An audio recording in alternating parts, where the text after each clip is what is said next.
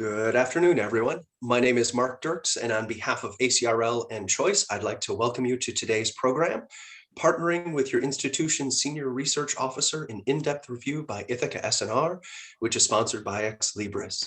Today's discussion is one in a series of webinars from ACRL and Choice that addresses new ideas, developments, and products of interest to the academic library community. Free to users, these structured 60-minute live presentations provide the opportunity for interactive discussions of important new issues and developments in academic librarianship by librarians, vendors, authors, and other interested stakeholders. Before we get started, I'd like to point out just a couple of features of the webinar software. First off, everyone who joins the presentation today as an attendee, you are automatically muted and your cameras are disabled, so please don't worry about generating noise or feedback or anything like that. That's all taken care of. In the main area of the screen, you should be able to follow along with the presentation materials. And we are using the Q&A feature today, so you should be able to see each other's questions. If you see a question in there that you think is a particularly relevant one, we invite you to click the little thumbs up button on it and upvote it. We'll take some time at the end of the presentation to answer as many questions as we can get to, but generally we have many more questions than we have time to address. So please, we apologize in advance for that, but we have a limited amount of time. Also note, all of you out there, that we are recording today's program and that everyone who registered should receive a follow-up email with a link to the archived version of today's presentation. So with that, we are ready to get started, and I will turn things over to Jessica. Hey, great. Thanks so much. Mark, can you still see my slide? I am not seeing your slide right now, actually. Okay, let me pull up my slide just for a moment. Just so we have something to look at. Right. Actually, it doesn't appear to be able to, as soon as... There we go. There we go. Thank you very much for bearing with me. And thank you everybody for joining us. I'm really pleased to be here with you for the ACRL Choice webinar. And Ex Libris is really proud to sponsor this event and be with all of you today. My name is Jessica Clemens with Ex Libris, and I'll moderate the event today. Ithaka S+R works with leaders in higher education, academic libraries, museums, foundations, and publishers to research, evaluate, and provide strategic guidance in a range of areas that are important to these groups. From budget strategy during COVID, structuring collaboration efforts, and institutional practices in equity, diversity, and inclusion, to name a few of their more recent works, Ithaka S+R is a trusted advisor to the higher ed community. Today, our presenters are Rieger and Roger Schonfeld. I'm sure most of you are familiar with them, but just to refresh your memories, as a senior strategist, Oya spearheads projects that re-examine the nature of collections within the research library, helps secure access to and preservation of the scholarly record, and explore the possibilities of open source software and open science. And prior to joining Ithaka S+R, Oya was at Cornell University for over 25 years, leading transformational programs in digital scholarship, collection development, and scholarly communication, including overseeing the operations and strategic developments of archive.org.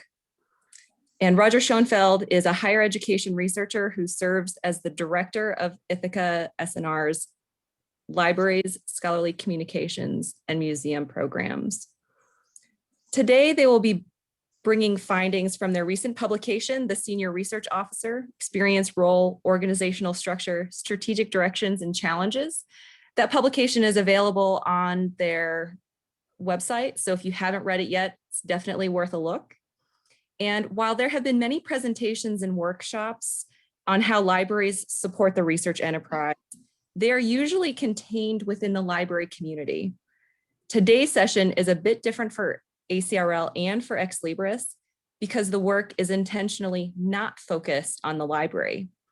It will focus specifically on the critical and complex role that the senior research officer serves within an institution, And information about the senior research officer has rarely been researched with such depth and breadth. So I'm really, really excited to hear directly from Oya and Roger about what they have found.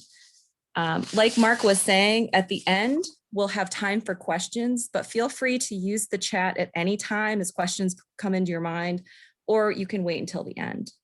So thanks again for joining us today, and Roger and Oya, over to you. Thank you. Thank you so much, Jessica. While we're getting the slides pulled up, I will just want to take a second to say how grateful we are to be here today, but also how grateful we are to Ex Libris, which is not only supporting today's presentation, but also did so for the research in the project overall. And this is a great example of a sponsored research project for Ithaka S+R digging into an area that we know is widely of interest across the communities that we serve. The paper that Oya and I just so everyone knows, I'll speak for the first half, and then Oya will speak for the second half. So that's how we're dividing our roles up today. So what we want to share with you are some of the high-level findings, as Jessica was saying, from a paper that we published a few months ago, really looking at the role of the senior research officer, this leadership role for the research enterprise. And you can find that it's right on our website. Feel free to download it. It doesn't cost anything. You don't have to register. It's right there. And in this report, what we really tried let me say a little bit about how we conducted the project. And let me say a little bit about our outline for the day first. So I'll talk a little bit about how we conducted the project, but then we'll talk a little bit about what we mean by the research enterprise, what we've learned about the senior research officer as a role in the university, and then we'll talk about a few specific elements of the strategic issues that they are most focused on. Then we'll end with a little bit of reflections about some of the opportunities for libraries and the senior research officer and the research office to come into greater alignment with one another. So let me tell you a little bit about our research method, just to share what we did in the project. We started with a literature review. We did an analysis of job descriptions of senior research officers, of their organizational charts, job openings, job postings. So we really tried to look at what we could learn in a formal sense about the role. And then in the period between August and October, we interviewed 44 senior research officers, each of them for approximately an hour, and almost all of them at Research One universities, most of them from the largest Research One universities, AAU members. We typically got introduced to them through the library director, which was a great opportunity to make sure the library directors knew what we were up to in the project and make that connection that way. And the interviews, we committed not to quote for attribution, and that enabled our SROs to be, in some cases, very, very candid about their work and their priorities and their challenges. So let me say a little bit about what do we mean by the research enterprise. This is a term that has come to be one that slips off our tongue so easily, Oya and me, but we've tried to really define it in a way that makes sense. And with our colleague Jane Radicke, we put together a blog post actually trying to define it. It's all of the things that a university does that are required to generate knowledge. So that could be digital systems and services, technologies, policies, funds, data, staff, infrastructure, all of the things that are required to generate knowledge. When we say research enterprise, we don't strictly mean science and engineering and medicine, but we know that for many universities, that is the direction of emphasis and the area of greatest strategic investment. And we saw some efforts, as we'll talk about in some of our interviews, to think in a more interdisciplinary nature, to attend to some of the more underfunded or less well externally funded fields. But for the most part, this was it's an emphasis on the STM fields. So let me say a few words about the senior research officer. Almost no one. This is this is a challenge. Almost no one has the title senior research officer. We utilize this title or this functional responsibility as a way to represent folks who have a variety of different titles but share a single role. Well, let me say a little bit more about that. So it's a big job. Sometimes, by the way, sometimes it's the vice president for research, sometimes it's the vice provost for research, sometimes it's the vice president or vice provost for research and innovation. There's a variety of different titles that you'll actually see, but any of the large research universities have someone with a title like this, with scope of responsibilities like this, and increasingly it's a big job. It's increasingly centralized. It's often the result of a merger or a centralization of a number of different offices that once would have been more disparate. Typically, it has a unitary scope. There's a single senior research officer for the entire university. Often, it's the result of a number of reorganizations. So, sometimes that means reorganizations of research offices that had been where there'd been offices at a given college or school within the university, and they've been centralized. Sometimes that means a variety of different central offices that have been brought together under the senior research officer. One of the topics that a lot of these folks think about as they think about centralization is systems integration. They're often inheriting a variety of different systems for grant management, for grant applications, for financial management, for compliance purposes, et cetera. And they're trying to bring those things together to make things a little bit more efficient for their staff and also for scholars at the university. And the other way in which this is a big job is that we saw again and again headcount reporting up to these individuals, hundreds of employees, sometimes in the largest institutions, sometimes more than 1,000 staff who are part of this office, broadly speaking, this office of research. The role is both academic and administrative, and I think that that's something that sometimes gets a little bit lost. So it's administrative in the sense that it's responsible for things like compliance, things like safety, lab safety, et cetera. There are a variety of different research support and enablement functions. This includes everything from applying for grants, to running shared research cores that we'll talk a little bit more about in just a few minutes. There's a huge component of this role that's about fundraising and about revenue generation, which is something that I think has not gotten as much attention in understanding this role as we learned about.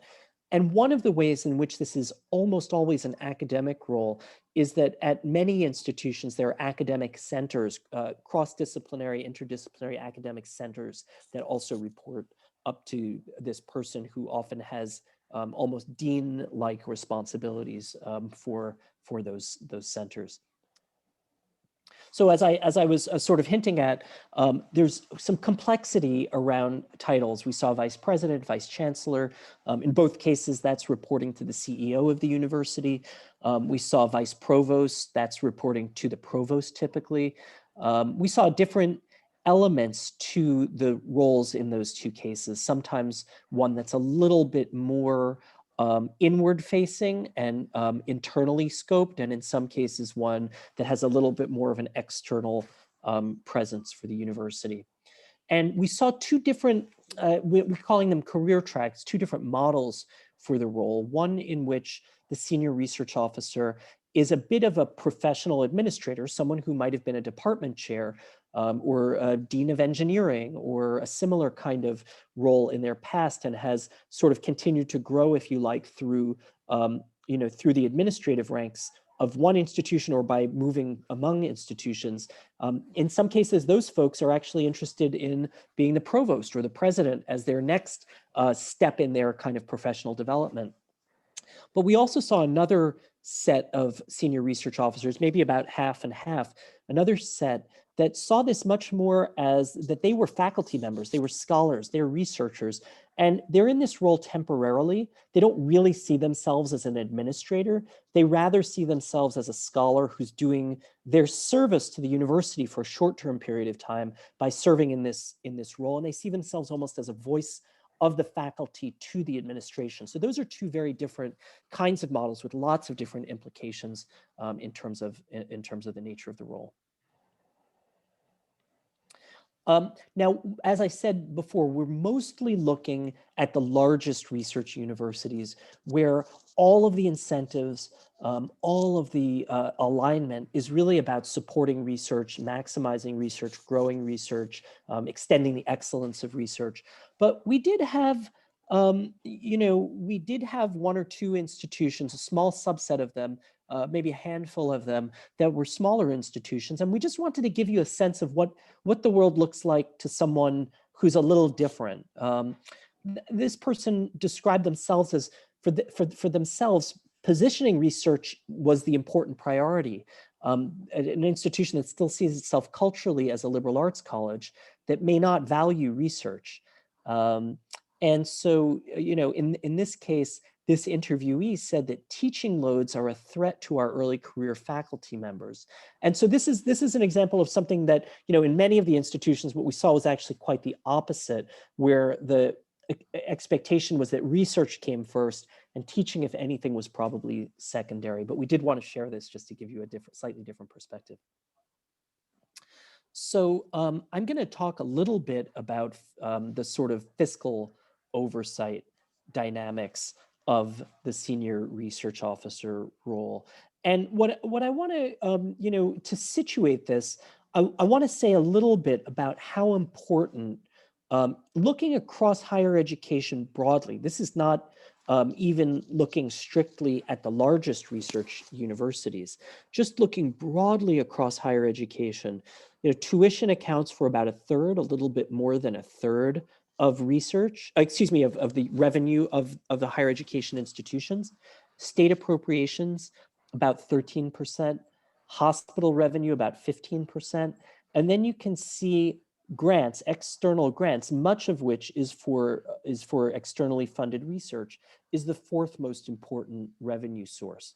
Now, if we were to restrict this just to the largest research institutions, the share would be actually quite a bit higher than that grants would be even more important. Hospital revenues would be even more important.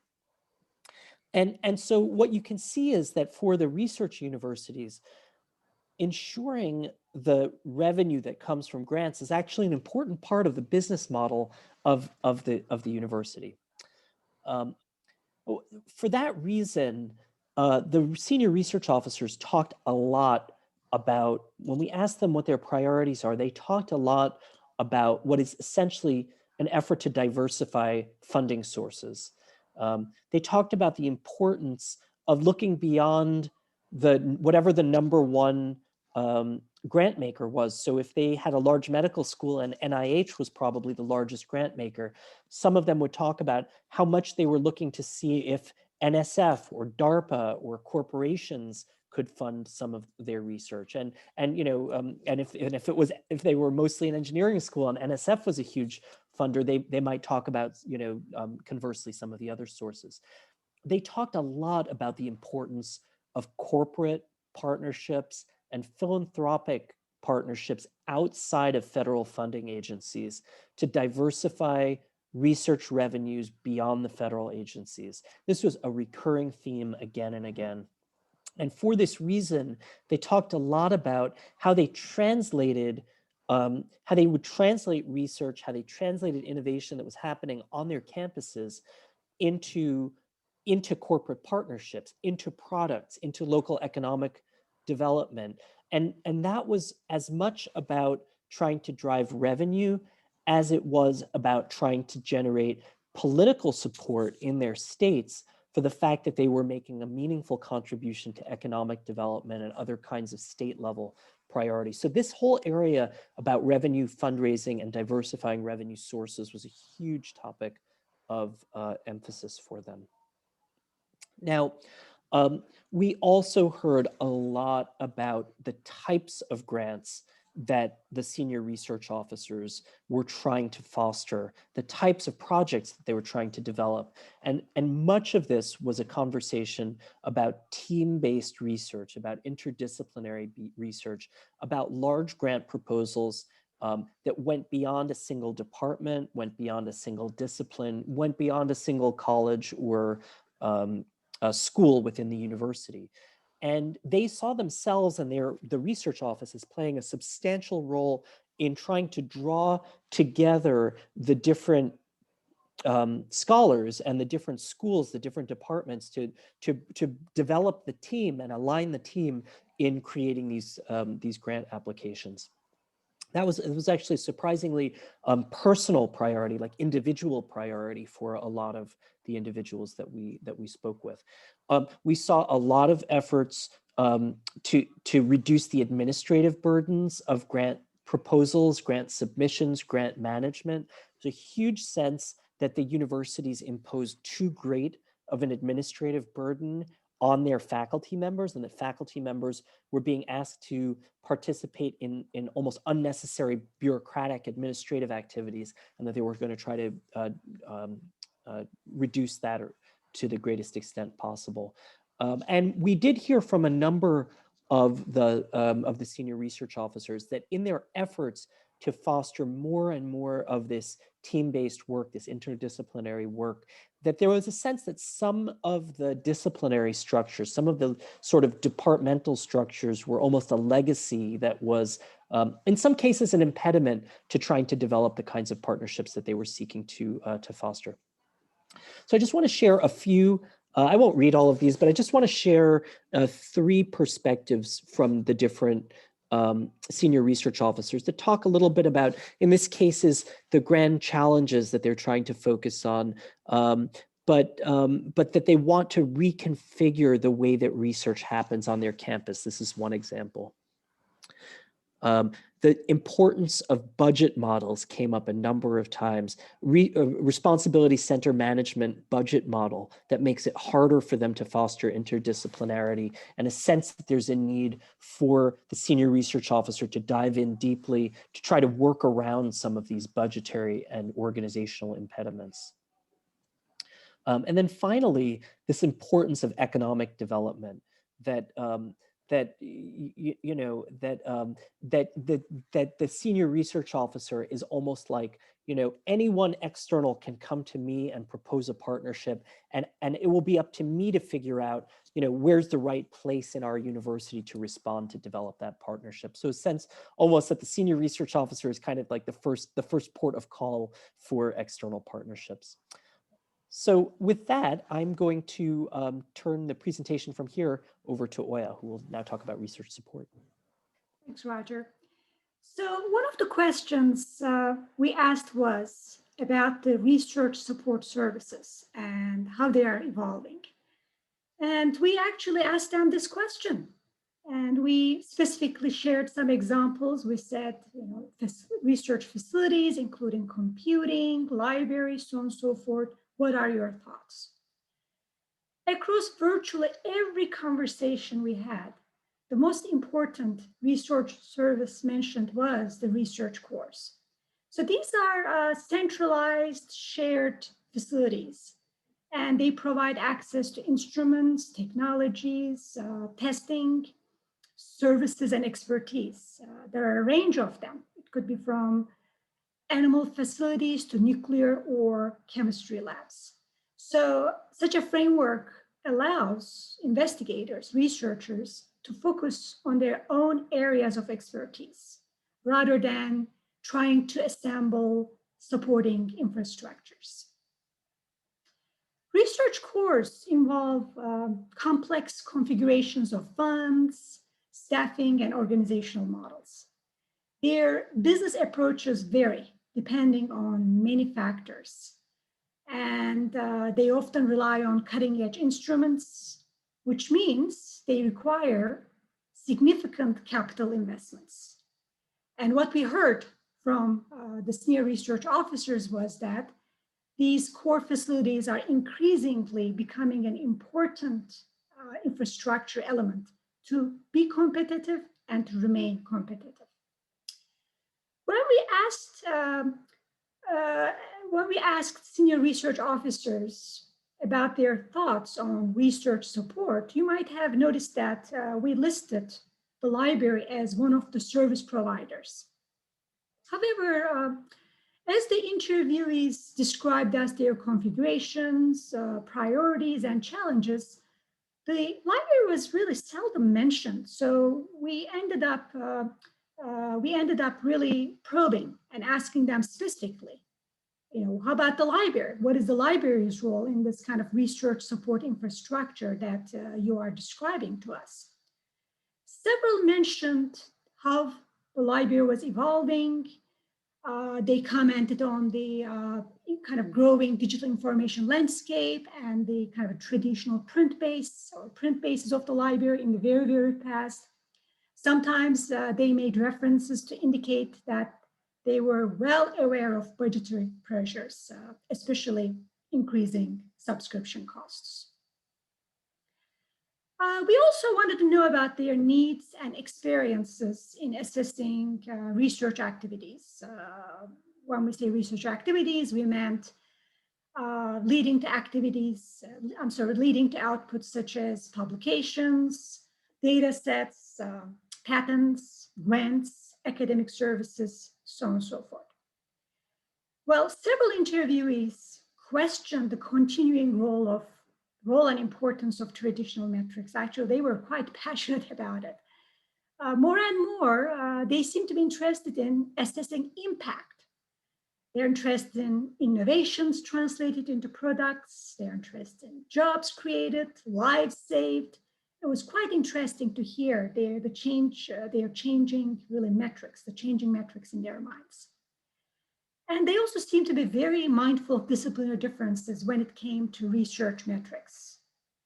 Some felt that research analytics systems often fail in incorporating contextual or institutional practices and values. Here's actually a direct quote to share with you, just to illustrate how their mindset is rapidly changing in means of what they are measuring and what matters. Well, they are certainly aware of research information management systems, and they understand the importance of data-driven decision-making. Although sometimes research information management systems were delegated to another group or within the research office to a team. The general feeling is that they don't have access to required information. And I think most importantly, beyond information, that they sometimes lack analytical support required to make sense of data. Many expressed a considerable level of dissatisfaction with their institutional research information systems. And there were really only a handful of success stories. One of the impediments they mentioned often was the distributed nature of responsibilities and expertise. And rightfully, they find it challenging to assign responsibilities and coordinate efforts given kind of this complex service landscape. This was actually yet another occasion when the library was mentioned as reference to library running a research information management system. Interestingly, the system that run by the library was often perceived mainly as an externally facing communication tool, rather than an information management system in support of their work, especially in support of their decision-making. And just another quick note, generally speaking, in the research analytics area, I think they are really more and more thinking about comprehensive services beyond data, which really involves making strategic decisions based on data. So in several cases, they mentioned that they either recently hired a data scientist, or they were either in the process of hiring or creating a position. Let me share quickly 2 quotes just for you to hear from with their words. That again, they are kind of changing context for decision making.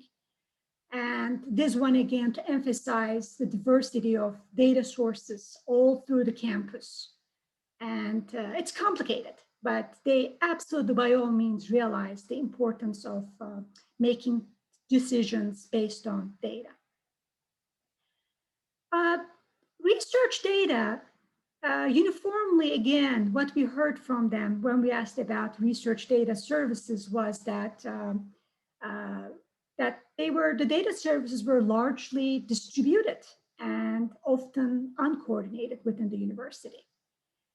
They felt that none of their peers have figured it out yet either. So they were looking not internally, but externally, and they were saying, I don't think anybody has figured this out yet. There was a sense that treating public access as only a mandate was limiting, as especially when we were talking about research data and public access mandates. Instead, researchers needed to perceive public access as a part of the university's responsibility to make the products of research more accessible and shareable. Clearly, their work is very much attuned with infrastructure, and that, as being the chief person in this research, they are thinking about the enabling infrastructures. Software that support research data gathering and analysis, such as lab notebooks and survey platforms, they did not seem to rise to their attention, at least at their level. And again, they were very mindful of disciplinary differences. They gave some examples. They raised questions just to kind of, in a way, to raise their concerns or raise their kind of confusion sometimes, how they can have common infrastructure with such workflow tools, given these kind of distinctive communities of scholars at the campus specializing in different subject areas. And when it comes to infrastructure, they are really mindful of security, privacy, so on and so forth. And this actually is a bit of a longer quote, but it really captures that, on the ground, we talk about research data services, but it really is a socio-technical infrastructure, which really kind of provide the basis to run such a system. Well, role of the library within research data. There were definitely several references to the library within this context, and also actually referring to workflow tools. For instance, some of the universities either have tested or were getting ready to test digital lab notebooks in their university. And several of the senior research officers we talked with were familiar with the library's role in creating research data management plans. A couple of them referred to the aspirational nature of the library taking the leadership in research data stewardship. They were really kind of referring to the broad range of skills and resources needed and the library, the services currently offered by the library. So it was an issue of specialization and also scaling. Actually, I remember one kind of distinctively commenting that implementing research data management plans was easier said than done. So they do kind of appreciate and understand the complexities. So let me actually mention a few other priorities and challenges. I hope you will get a chance to read the report just to kind of go a bit deeper on these issues. I'll go through them very quickly. The practice of science has always been a fundamentally international free exchange of ideas. That's what it really is dependent on. So one of the top compliance challenges facing research offices and university council is concerns about foreign influence and research security. It was clear that they were devoting substantial and growing attention to these compliance issues. And they actually had several examples of how they are cooperating with federal law enforcement on these matters. The second issue is about the public support for science and questioning or I should say concerns about the value of university and communication here. Generating public awareness and securing political support is emerging as really an important priority for these officers. And the last one, and this was definitely really emerged in many parts of our conversation, was diversity, equity, and inclusivity values, policies, practices. Clearly, they are struggling with putting these important values they fully believe in into action. And they are really trying to explore, understand, address barriers, path dependencies.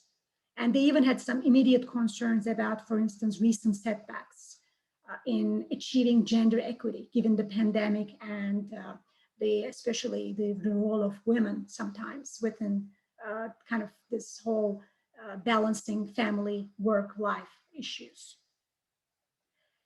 As we transition to the part of this presentation about your comments and questions, I want to actually share some questions, issues that really came to our mind related to libraries' role in supporting research enterprise. How do we align library programs? And I'll very quickly go through them in three categories. The first category in means of analytics, what is a key value proposition for running a research information management system? There really are a variety of them. And if you even kind of look at it with a broader lens, how do research information management systems link to tie with various systems such as institutional repositories? And again, as I mentioned, we heard many stories about the importance of decision-making based on data, but it's beyond numbers. It's really analyzing data. It's the analytical power. So we also wanted to highlight, what does it mean to provide strategic guidance beyond just access to data? The second category of questions are related to research support, for instance, in data management. Many libraries are focusing on perhaps generalist research services, but if you look ahead, what does it mean to scale them? What does it mean to provide more specialized services? And also, again, very often mentioned by the senior research officer was the distributed nature and kind of deep pockets of expertise. Should this stay distributed, or what is the value in coordinating these activities? We were very intrigued with heavy emphasis on research cores, and Roger and I kept on asking ourselves, what does this mean for the library? How do library services reach out and kind of are embedded within these research codes? And our colleagues in OCLC recently published talking about social interoperability. This is kind of that intelligence to understand not only the research providers around us within the university, but also understanding, appreciating, when to lead, when to follow, when to collaborate. So that's definitely one of the questions that crossed our mind. And the last category was about business model. We are all proud of working for mission-driven organizations, but everything requires funding. And therefore, senior research officers also have a very keen business mind, and they are increasingly working and collaborating with commercial entities. Again, what are the implications? What does it mean aligning library services given that context of generating revenues from different resources? And the last one, again, an important one, is kind of what is libraries' current and future role as proving impact and proving and demonstrating the impact and the role of university and higher education becomes more and more important. So with this set of questions, now it's a great pleasure to turn it over to you for questions and comments. And thank you for listening to us. It's really a great pleasure to have this opportunity to present to you.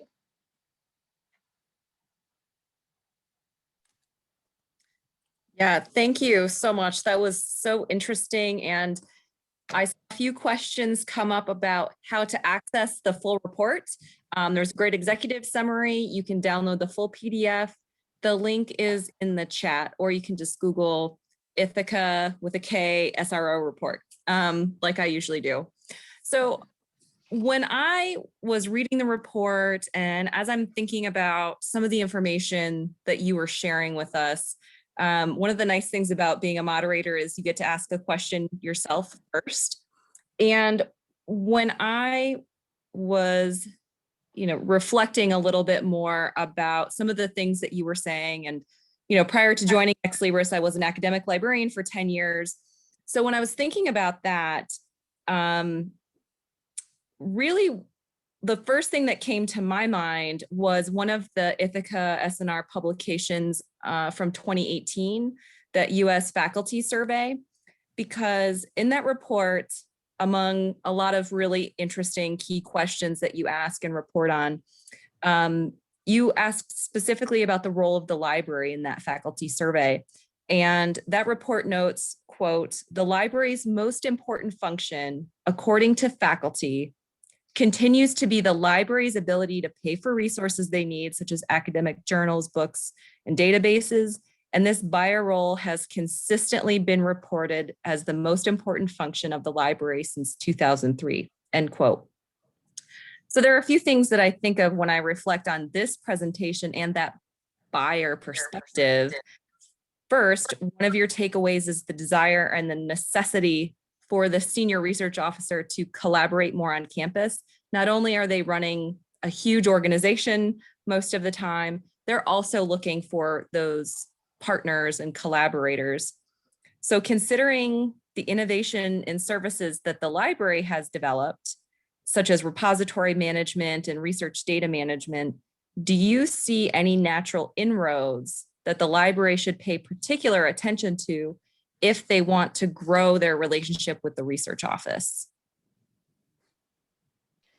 This is such a key question, Jessica. Thank you for putting it to us. It's one of the things that I heard again and again in these interviews was this idea from the senior research officer that they are not part of any single school, that they are a neutral party. I think one of them said, "We're Switzerland," like that kind of theme. And I couldn't help but think that I've heard almost the identical language from so many academic librarians and library leaders over the course of time, that one of the key elements is the opportunity to stand outside of any single school, outside of any single department, and really serve as a kind of cross-institutional facilitator. So I think that there is some opportunity, probably some real opportunity to think through the fact that there are two different parties that see themselves in much the same way, and how do they complement one another. I think that I think that it's interesting that you really emphasize the buyer role. I think one of the things that we were struck by is and I think both of us have made reference to this, is the mindset of some of these senior research officers. There's one part of them that is, of all of them, that is fundamentally scholarly in their kind of approach, but there's also an element that's really actually quite businesslike. They talk in terms of revenue. They talk in terms of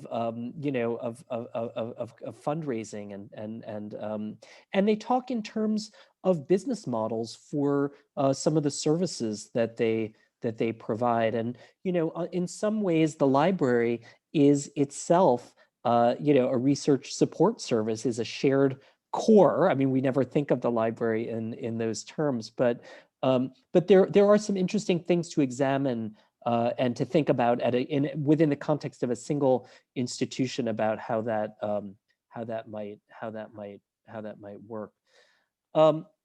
one of the things that we hear a lot of librarians say when we talk to them about the nature of this buyer role is that librarians don't necessarily want to be seen as buyers, right? They want to be seen as transforming scholarly communication. They want to be seen as pivoting towards services. And so I think that there's some really interesting questions as well in how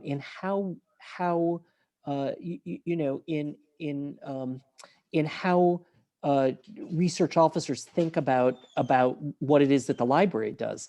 We heard research officers probably talk more about the library for its data work than for anything else, but not in a uniformly positive way. Like, we heard some very positive comments. We also heard, some indications that there's some complexities and some challenges in how that gets structured and organized. So what we didn't hear from more than maybe one or two of the senior research officers was a call for the transformation of the buyer role, a call for the transformation of scholarly communications. And I think that might be interesting to reflect on also, like whether that's a marketing and communications opportunity for the library, or whether there are in fact other dimensions of the library's work and priorities that resonate more directly with the senior research officers. So anyway, I probably covered a lot of terrain there, but that's some of how I would respond to your question. Yeah, thank you. That's definitely some good insight there. Now, when I'm looking at some of the chat, Bruce from Texas A&M, hi Bruce. He said, I found the framework particularly useful in organizing library support of research during the pandemic. And his question is, what are the main strengths, skills, and capacities that libraries bring to the partnership with the SRO? So I think this is a little bit different than the question that I asked. Maybe it's some examples of, success stories or something like that. Maybe I'll start this, and Roger, please do chip in, but perhaps the last 3 slides, the questions that we have listed were also in a way pointing to this issue of, what could be the potential strengths. So I guess the issue here is that, clearly library has strengths, whether it's library's experience or aspirations in research data management or research information systems. But I think the skill or the strength and skill here is to be able to kind of align it more closely with what is needed. For instance, with research information management system, whether research information management system is for a showcase to the external world, or whether it's really a database and a source for decision making internally, that really positions library very differently. So my point here is that it's not the service that's being offered, but it's how it's aligned with some of the goals or some of the aspirations of the officers. And again, I'll be repeating myself in a way because it was in one of the final slides, but Roger and I kept on thinking about if the universities are going to have more and more alignments and collaborations with commercial entities and businesses. I mean, clearly the library has the skill sets to support knowledge management and discovery, or I should say maybe managing digital information. But what does it mean to have the context slightly different? So I think maybe I'm trying to shift the question from what are the skills and experiences to how it is really aligned with the chief research officer's role or priorities. So for me, that alignment is maybe more important than emphasizing skills, strengths, or aspirations. Yeah. I think that's really useful to think about. So it's not just checking boxes like we research data management librarian. Exactly. It's really, going back almost in a lot of ways to the fundamentals of librarianship and really understanding your community. And I think this report is really helpful to drive some of those conversations. So, you can envision being at an institution and talking to your SRO and saying something a little bit more eloquent, but to the effect of, hey, how important is it to understand what's going on in China? And what is the most important thing to you and your unit here at this institution? Oya, I think you alluded to this just a little bit during your presentation, but a question from Kathy. She says, do you think there are any lessons from your research that might be translatable to those of us at smaller institutions? So that 44 people you identified, largest, most research intensive, but what things apply to the majority of the other schools that are also doing research? Roger, do you want to start this and I'll add, or go back and forth? Sure. I guess all that I would say to that, and Oya, you'll probably have more to add, but sure. is that I think that much of it depends on the scale. Okay, so if we're talking about smaller R1 institutions or R2 institutions, there will be some elements that are largely similar. There is a substantial research enterprise. It grows smaller as institutional size and research intensity declines, but some of the core elements are similar. In other projects, like some of our colleagues have done a study of data services in even just looking at R1 and R2 institutions, and you can see a substantial drop-off in the intensity of the provision of data services when you go down from an R1 into an R2 environment. And so I think there are some ways in which the complexity of complexity and availability, frankly, of some of this like extremely robust research enablement and support services that we identified at these large R1 institutions is probably not as present. So the role of the SRO is probably quite a bit smaller, and the opportunity to grow the research enterprise is presumably all the more greater, because I do think there are some institutions that are smaller that are really striving to invest and grow. But Oya, you may want to. Actually, just a couple of quick things to add in means of kind of less research intensive universities. Although we only had a handful perhaps in our sample, but I think we heard much stronger incentive to collaborate, to interinstitutional collaborations, even sharing their research facilities, sharing their university council services. So there's kind of more appetite for more radical collaborations beyond their institutional boundaries. And obviously that also would translate into the libraries.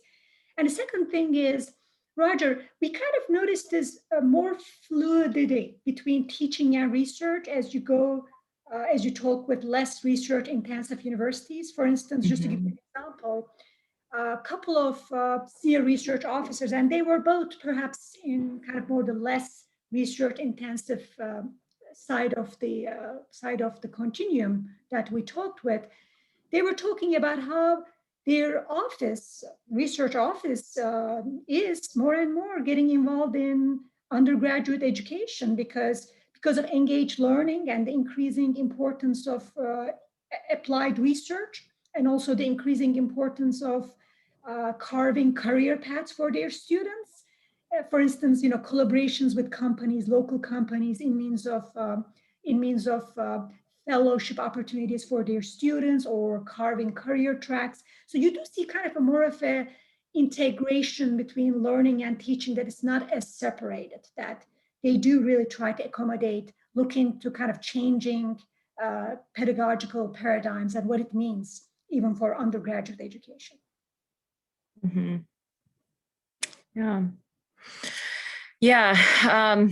Sorry, it's really interesting to think about all of these different complexities and the different models. And we are getting close to near the end of time, and there are a lot of different questions in the chat. Quite a few questions about resourcing and centralization versus decentralization. But I know that the report was very long and we only have an hour. So in the remaining time, could each of you just reflect a little bit on maybe something that was unexpected or surprising that you uncovered that you think would be important for the audience here?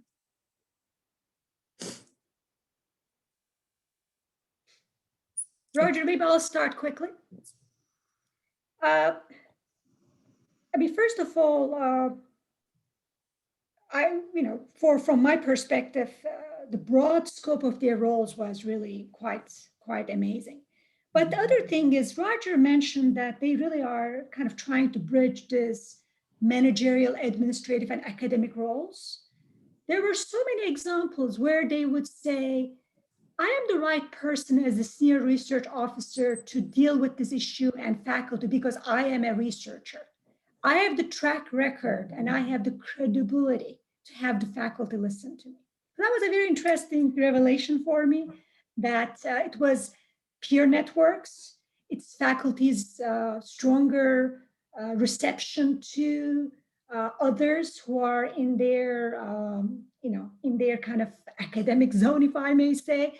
So, I mean, clearly there's an academic hierarchy in our organizations, and that even, I guess, yet another example of libraries, it's the importance of libraries having, securing, whether they are faculty members or deans or chairs, some allies, because I think those allies are going to be sometimes more influential than some of us as service providers. So, because there were so many examples of saying, I can't do this because guess what? I'm a researcher. I'm also a faculty. So I can tell them to do certain things with compliance because I'm their colleague, I'm their peer. So that was kind of interesting for me. Roger, you heard that too, probably, right? Yeah, I think that's a great example. I also want to mention that I think we heard so many different models for how research enablement and research support can be provided. And I think that very few librarians have really thought about, in my experience anyway, have really thought about like how these things get structured. How are they budgeted for? What's the revenue model for a research support service? And I think that there are so many opportunities here, not just to serve the research enterprise, surely there are opportunities there to align with it, but also opportunities to learn from it. There are these new models. Someone's built a new, cyclotron on campus recently, and how did they fund that? How did they budget for it? How do they pay the operating expenses for it? And if you were interested in expanding library services, as so many of us are, or at least managing in an environment of austerity, thinking about what can we learn from some of these alternative models, I think there's a lot there that I'm still reflecting on. And I just might add that we've heard a lot of of librarians have said to us, wow, this is a whole new, not new, but like seeing this part of the university kind of laid out in this way. We want to really reflect on how can we more systematically work together and work towards greater alignment. And I think we're going to be doing some more work in that area to help individual institutions and groups of them, try to think through how to do that, not just generically, but like, how do we here on this campus? Like, what are, we're an engineering school. How do we do it here? We have, a huge biomedical complex. How do we do it there? Like, really digging into it institutionally. We really want to we see a lot of opportunities there. So I'll just put in a plug. If folks are interested in thinking about that with us, give Oya or me an email at any time. But thank you, Jessica, for this project has been just a wonderful opportunity to learn so much more about the senior research officers. Yeah, well, thank you for doing such an excellent job during the presentation today and for sharing your work with the community. Definitely excited to see what's going to come next. There are lots of good questions that have come up, as a result of this project. And I know that there's a lot more to dive into in the future. So always excited to read the work here and partner with you all whenever we're able to. So thank you. Just checking things, and this, I think, is a really nice place to end. So I just want to, again, thank all of you for joining us today. And Mark, I'll turn it over to you to end on a positive note. All right. Well, thank you so much, Jessica. And again, just to echo all of the thanks to you, Oya, and to you, Roger, for putting this on. Really a wonderful presentation. And I would just thank all the folks out there who have joined us today for taking the time. We really appreciate it. As we sign off here, I would just request if you have a minute or two to fill out the brief survey that should pop up on your browser. We would really appreciate any feedback you may have. So just once again, thank you for that. And thank you for your time. And we hope to see you again in the near future. All right, bye-bye. Thanks, Mark.